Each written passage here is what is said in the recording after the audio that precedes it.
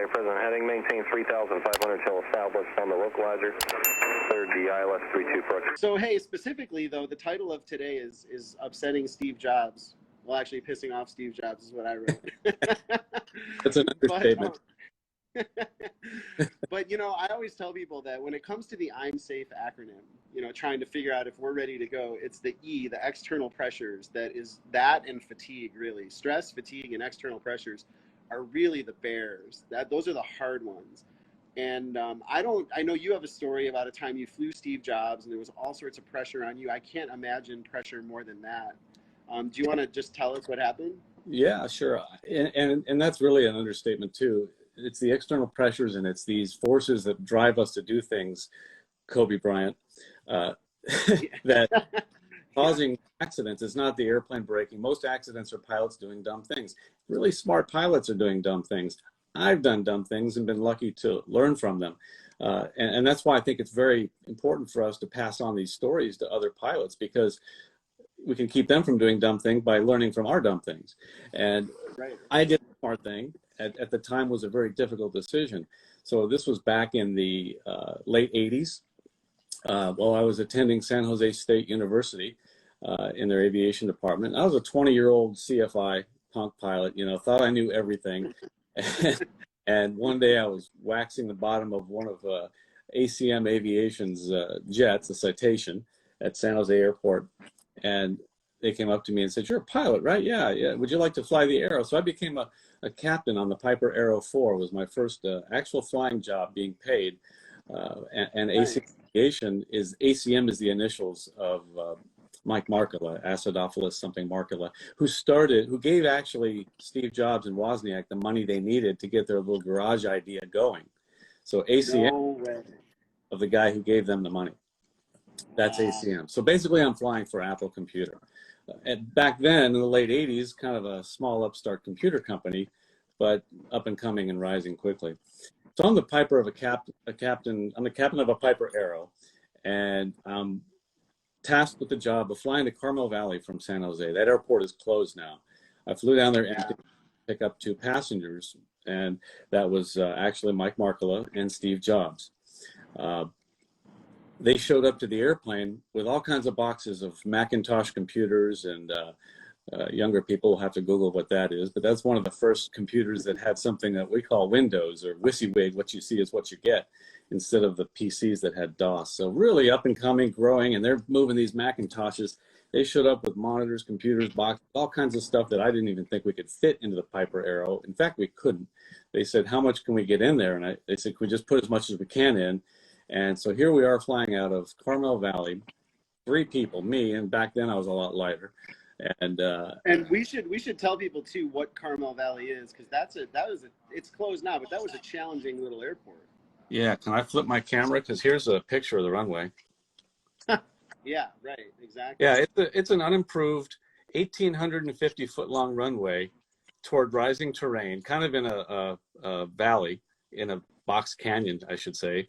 And this was a hot summer day, very no wind, so the density altitude was high. And I just remember teaching my students heavy, hot, high, humid, all those things, all the H's, and we had them all. In fact, it was a little humid because it was humid enough that I was sweating.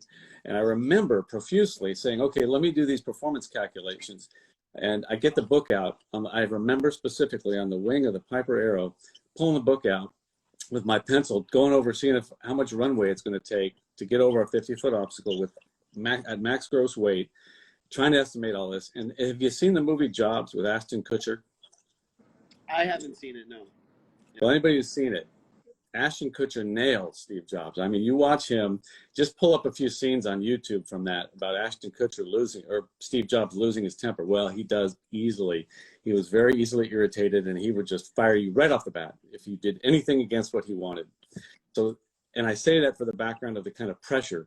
And he's pacing, looking over my shoulder, and he's like, "We just did this the other day." And I remember dripping sweat onto the charts in my Piper Arrow 4 manual. And they're getting all wet, and the ink is smudging, and it's dirty, and I'm shaking because he's looking over me, yelling at me, and just really wanting to get this. And he's on my ass, just looking over my shoulder as if that's going to put more pressure on me and make me want to do it. And you knew who he was at this point, right? It's not like Apple was a small company. I knew who he was, absolutely, but it wasn't like today.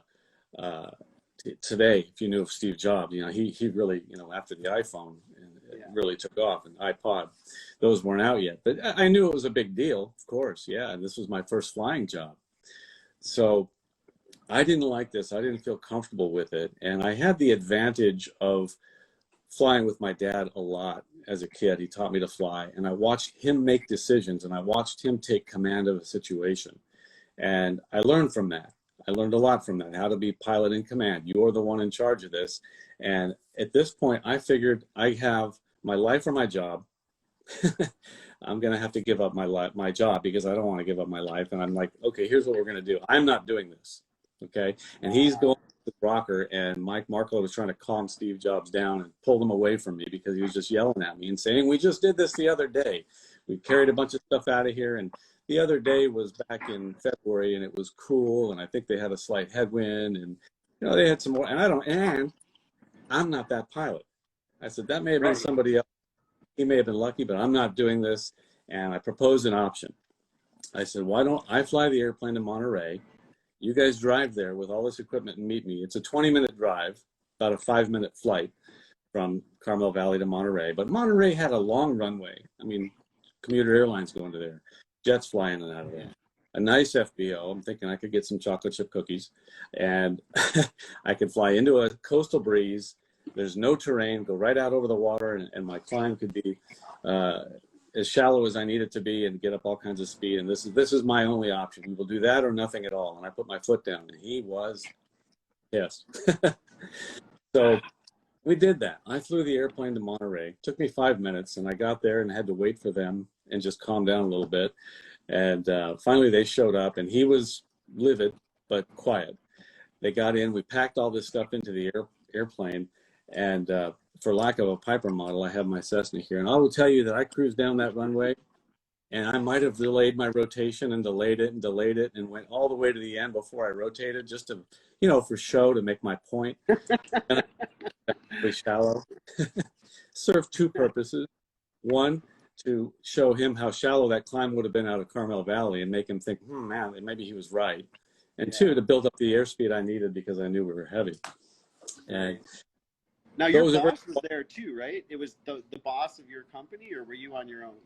No, it was the three of us, me, Steve Jobs, and Mike Markula. Markula owned the company. Oh, yeah, got it. Right. So that's just such huge pressure. I mean, you're seeing it from both sides, the customer and also your employment. Right. Yeah. And that's a lot of pressure for me to have not caved into. And I felt like I'm fired. I was nervous the whole flight. I'm a 20-year-old kid. I'm learning. I'm up and coming. It's my first flying job. But I did this, and I just figured this is my last flight for them. But so what? I'm going to go get a job somewhere where they're not pressuring me to do things like that. And so it is what it is. I made the decision that I'm going to put my job ahead of my life. So which is impressive straight away for a 20-year-old. Most 20-year-olds I know would have crossed their fingers and just gone for it, We read about them all the time. We do. Yeah. I think really credit to your dad and the education you had coming up too, because to make that call at 20 is very difficult. I'm fortunate to have had that example set before me. Yeah. And I said that backwards. Yeah. I put my life ahead of my job. So yeah, right. We fly there, and we land in San Jose. It's an uneventful flight. As the line guy is unloading the boxes, another line guy comes over and says, Markle wants to see you in his office. And I'm thinking, okay, here it is. I'm like, and just like, when you're having a fight with your significant other, you're about ready to go. You're going through all the arguments in your head. I had everything. I'm turning red, and I'm getting myself all worked up. And I go up to his office. He's on the phone, and this is like a movie scene. I'm telling you, this was like a movie. I felt like I was in the middle of a movie. He says, come on in, have a seat. And close the door and have a seat. So you don't like closing the door. But I do. I have a seat. And he's on the phone finishing up his phone call. It's almost like it was for show or play. Anyway, long story short, he hangs up the phone. He goes, and I'm ready for all my arguments. I got them all queued up. And then I'm ready to just say pound sand and I'm out of here and go get a better job. And he says, Brian, he shocked me with this question. He says, Brian, what are we paying you? And I told him, I answered the question. He says, all right, I tell you what, I'm going to double your pay, because anybody who would stand up to Steve Jobs in the interest of safety is exactly who we want in our flight department. Oh, That I love turning point in my decision making. It was a fork in the road of my philosophy regarding aeronautical decision making, because had they fired me, I might have been more hesitant to stand up to the right side of the decision making process like I did on that flight. But since I was rewarded for it, it reinforced what happened and my decision, and that really formed a foundation for doing the right thing. And I'm never afraid to do the right thing now, even now when I'm flying airliners or with students or any kind of pressure that I'm given. I will say no when I feel like I should say no. Yeah, that's so cool, and it's such a great story. There's so many little parts of it. You know, one thing, we had Steve Randall on. He's an airline captain for Alaska, and he said something in one of his stories where he said, if the captain doesn't want to go, then you shouldn't want to go either, right? So it's like, somebody sent through the comments here, thank you for saving Steve Jobs for us. You might have very well done that, you know, because yeah. And at the end of my story, I mean, here you are. I'm sorry. Yeah, go ahead. No, I always go say, ahead. is any, like, who in the crowd has an iPhone? And everybody raises their hand. I'm like, yeah, you guys owe me one. Because I didn't kill Steve Jobs. Look up in the sky, there you are. Look up in the sky, there you are. Floating like an angel on the air